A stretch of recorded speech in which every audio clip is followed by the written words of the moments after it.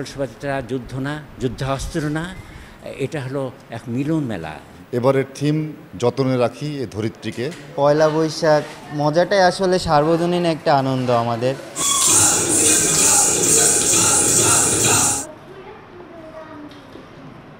এবার আমাদের থিম প্রকৃতি ও পরিবেশ নিয়ে।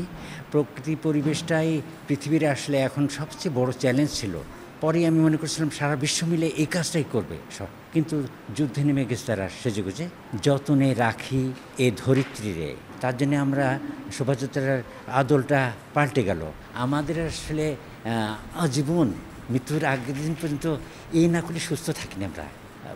12 ঘন্টা কাজ করছি এই বয়সে এসে, আমি বড় সুস্থ বোধ করি, এবং এটাই তো স্বাভাবিক কথা। জীবনের এটি সবচেয়ে আনন্দের বিষয়। মঙ্গল শোভাযাত্রা যুদ্ধ না, যুদ্ধাস্ত্র না, এটা হলো এক মিলন মেলা।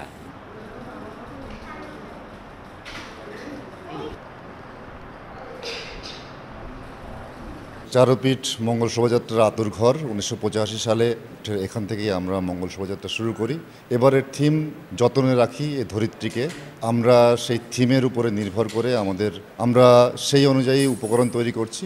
বাংলা নববর্ষ 1432কে বরণ করতে যশোরের সাংস্কৃতিক সংগঠনসমূহ নানান রকমের প্রস্তুতি গ্রহণ করেছে। ইতিমধ্যে তাদের মহড়া শুরু হয়েছে, নাটকের মহড়া, গানের মহড়া, নাচের, আবৃত্তির সব ক্ষেত্রে মহড়া চলছে। পাশাপাশি এই নববর্ষকে বর্ণিল করবার জন্য নানান রকমের উপকরণ তৈরি, মঞ্চসজ্জার যে সমস্ত উপকরণ সেগুলো প্রস্তুত হচ্ছে। সব কিছু মিলে একটা যশোরের সাংস্কৃতিক অঙ্গনে বর্ষবরণকে কেন্দ্র করে একটা সাজসজ্জা চলছে। মানসিকভাবে পুরোপুরি আমরা শঙ্কামুক্ত। আমরা যারা এখানে চারুপীঠে কাজ করি, আমরা প্রকৃতির জন্য কাজ করি, দেশের জন্য কাজ করি, মানুষের জন্য কাজ করি। সেই হিসাব করে আমরা কিন্তু কোনো শঙ্কাকেই আমরা মাথায় আনছি না।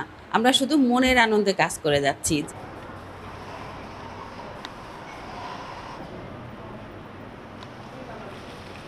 এবারের পয়লা বৈশাখের আমেজটা অনেক সুন্দর। আসলে ব্যস্ততার জন্য সময় দিতে পারতেছিলাম না যে কাজগুলো কেমন হচ্ছে, কিভাবে শোভাযাত্রাটা বেরোবে, কিন্তু এখানে এসে খুবই দারুণ লাগতেছে।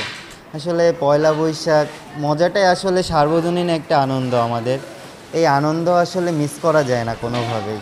আরও বেশি উৎসব মুখর হবে আশা করা যায়, কারণ এবার আমরা একটা স্বৈরাচার মুক্ত দেশে আমরা পয়লা বৈশাখ পেতে যাচ্ছি, যেটা আসলে আমাদের জন্য অনেক আকাঙ্ক্ষা ছিল এতদিন। মঙ্গল শোভাযাত্রার জন্য যে একটা প্রস্তুতি থাকে, বিভিন্ন রকম আপনার এই পুতুল বা অন্যান্য যেসব মূর্তি আছে বা মঙ্গলের জন্য যেসব আর কি করা হয় সেগুলো করা হয়েছে। এবং সেই সঙ্গে যশোরবাসীর জন্য ওই 14 তারিখ অর্থাৎ পয়লা বৈশাখের দিন মিষ্টি মুখের ব্যবস্থা করা থাকে, ওইটাও করা হচ্ছে।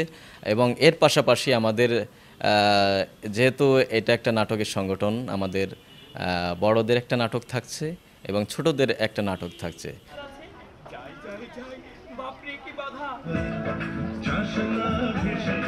আগামী 14 এপ্রিল পয়লা বৈশাখ 1432 বঙ্গাব্দ উদযাপন উপলক্ষে আমরা গত 7 এপ্রিল আমাদের যে সামাজিক, সাংস্কৃতিক এবং সর্বস্তরের মানুষজনকে নিয়ে আমরা একটা প্রস্তুতিমূলক সভা করেছি। তো আমাদের সব দিক থেকে যে প্রস্তুতি সেটা আমাদের সম্পন্ন হয়েছে। বিভিন্ন সামাজিক সাংস্কৃতিক সংগঠনগুলো তাদের নিজস্ব ব্যবস্থাপনে তাদের একটা কর্মকাণ্ড আছে।